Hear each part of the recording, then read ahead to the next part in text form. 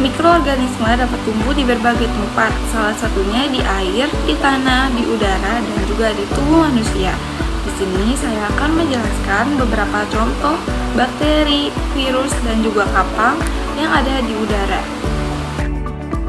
Bakteri yang ada di udara yang pertama yaitu ada Escherichia coli. Berbentuk sebatang pendek, sering disebut sebagai kokobacil dan dapat berbentuk rantai atau berpasangan. Fungsi dari bakteri ini yaitu membantu pencernaan serta memproduksi vitamin K. Panjang sekitar 2 mikrometer, diameter 0,7 mikrometer, dan lebar 0,4 sampai dengan 0,7 mikrometer. Tidak memiliki lapisan peptidoglikan tebal di dinding selnya, memiliki flagel dan pili yang menjulur dari permukaan selnya. Bakteri ini dapat menyebabkan diare. Selanjutnya yaitu ada virus di udara. Yang pertama yaitu ada influenza. Virus influenza adalah partikel berselubung berbentuk bundar atau bulat panjang yang memiliki genom RNA rangkaian tunggal dengan 8 segmen, berpolaritas negatif, diklasifikasikan dalam famili Otomyxoviridae dan terbagi menjadi tipe A, B, dan C. Berdasarkan perbedaan sifat antigenetik dari nukleoprotein dan matriks proteinnya, penularannya bergantung pada ukuran partikel atau droplet yang membawa virus tersebut masuk ke dalam saluran napas. Gejala umumnya seperti demam, batuk, pilek, nyeri kepala, nyeri tenggorokan, dan juga pegal.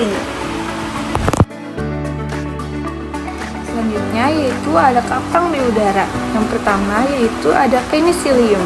Bentuk koloni dapat berupa bulat dengan tepian rata, berwarna putih, hijau, abu-abu, kehijauan atau kuning kemerahan, dan tekstur seperti kapas. Berukuran koloni dapat berkisar antara 4 sampai dengan 50 mm, tipe tidak bersekat atau aseptat, berwarna hialin, dan memiliki banyak percabangan. Jamur ini menyebabkan busuk pada bahan pangan, kerusakan ginjal dan limfa pada hewan, serta menurunkan bobot badan dan kualitas telur pada unggas. Ada banyak macam mikroorganisme di dalam tanah, seperti bakteri Clostridium yang merupakan genus bakteri gram-positif pembentuk spora yang termasuk ke dalam famili Clostridiaceae. Sel vegetatif pada bakteri Clostridium berbentuk batang dan tersusun berpasangan atau berantai pendek.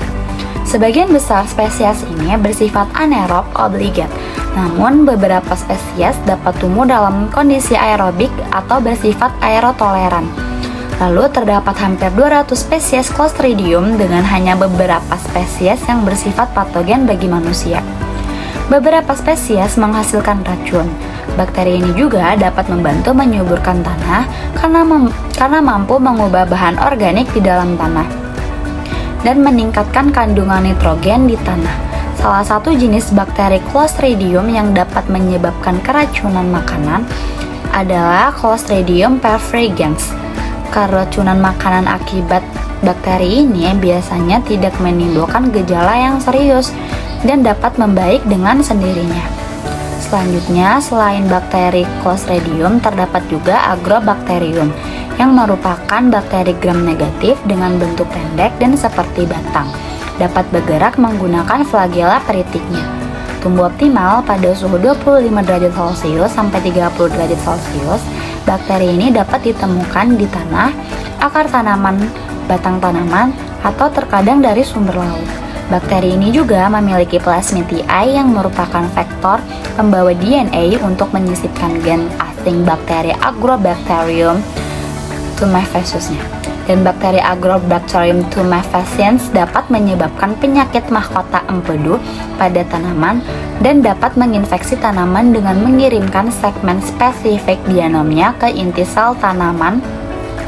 Selain bakteri, terdapat juga kapang, yaitu kapang Penicillium yang memiliki miselium yang bercabang.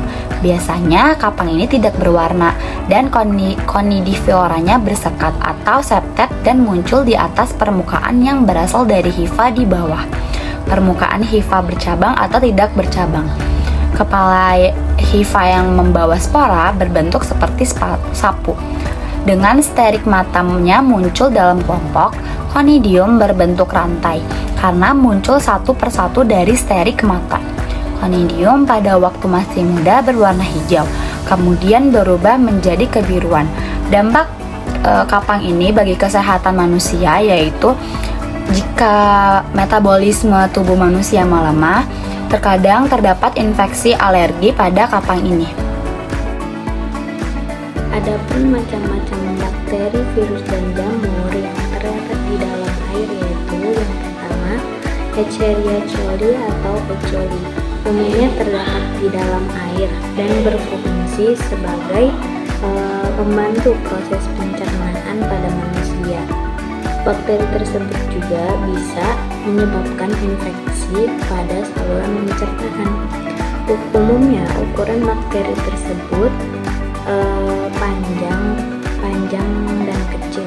Yang kedua yaitu virus. Virus di dalam air yaitu norovirus. Norovirus umumnya bisa bertahan 1 minggu ataupun 1 tahun.